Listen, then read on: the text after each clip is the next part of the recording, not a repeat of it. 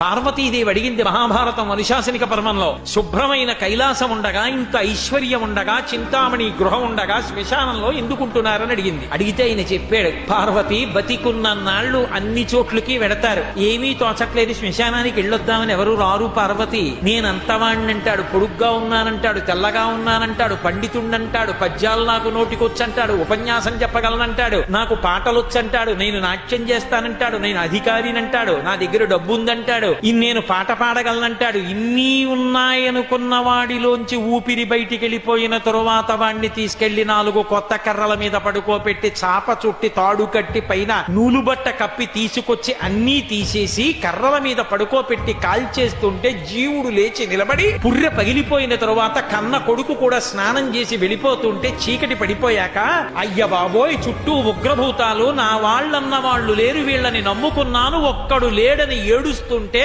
నేనున్నాను రా అని చెప్పడానికి నేను కూడా లేకపోతే చచ్చిన వాడు 1000 మాటలు చచ్చిపోతాడని అక్కడ ఉన్నాను పార్వతి, నా కర్మకాలక్కడ లేనన్నాడు.